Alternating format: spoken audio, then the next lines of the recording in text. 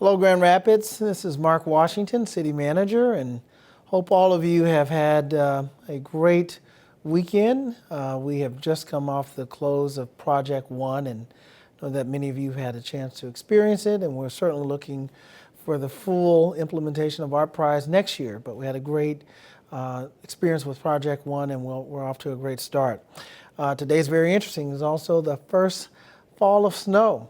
Didn't stay long on the ground, but we know we're getting ready for the upcoming winter season. Our crews are already meeting and talking about winter preparations to make sure that we keep the public right-of-ways accessible and passable for all of you. And certainly looking forward to a new pilot that we're starting this winter with the Sidewalk snowplow program.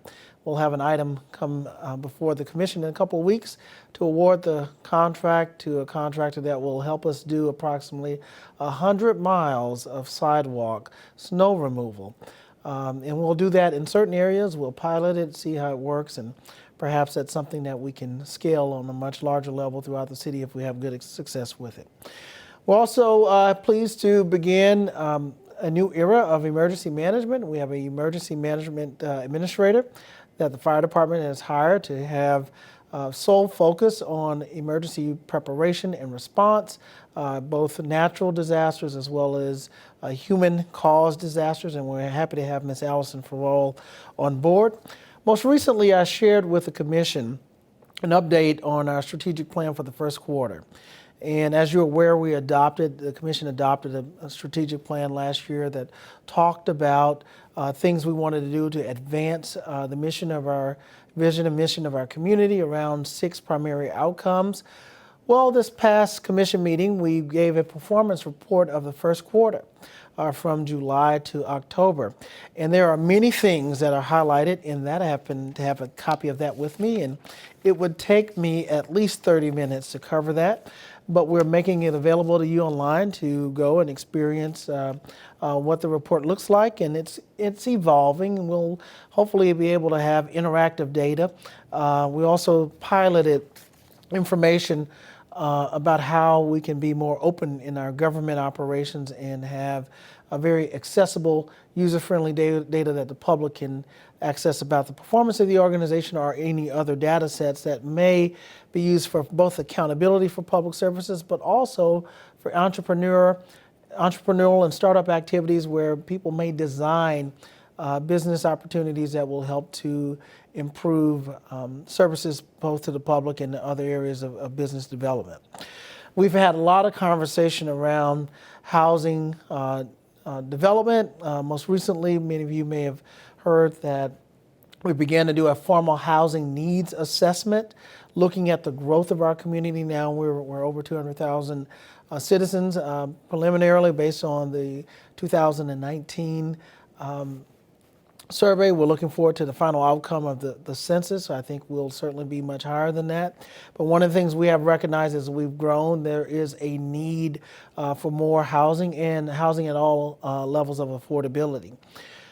We've had an update from the Housing Commission to talk about low-income housing, and our executive director did an outstanding job giving us an update of the approximately 3,500 units that's already available in Grand Rapids, but also made us aware that there is a waiting list of over 2,500 people for those units. And if you look in our performance report, you'll see this past year that we have built 652 housing units over the year. That estimation, that result is still lower than what I think the estimated need for housing is every year, and that's the reason why we are pursuing this study, to make sure that we know exactly how we're going to keep up with the growth demand for now and the future, and having deliberate strategy about development of our economy, both in terms of small business and employers, but also making sure that we can have the type of housing supply that is necessary to make us attractive both to our residents and businesses where people can live, work, and play in our community. We'll continue to be concerned about public safety and ensuring that citizens are responsible when it comes to gun ownership and that we reduce the amount of gun violence. Our police chief and department has been very deliberate about communicating that message, but also ensuring there's accountability for people who are commit violent crimes. We have zero tolerance for gun violence.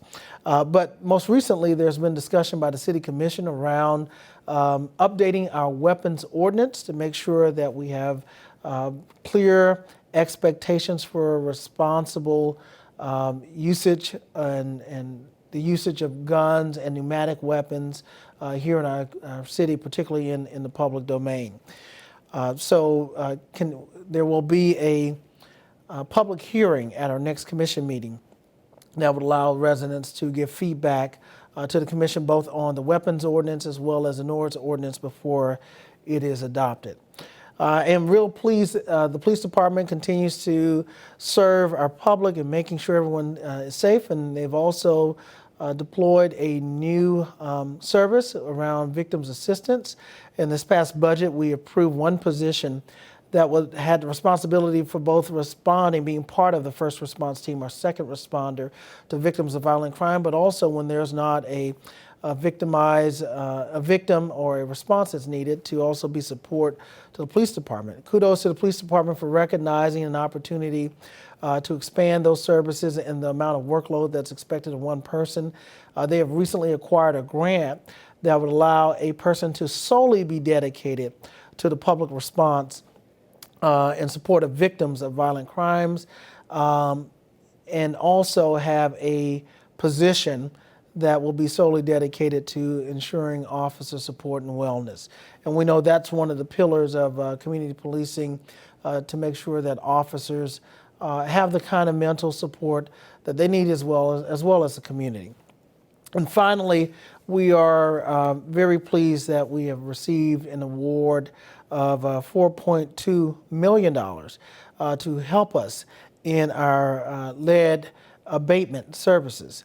And so we're very thankful for that increase in the award that we recently received and acknowledged at the City Commission. So we look forward to the implementation of that grant and those services.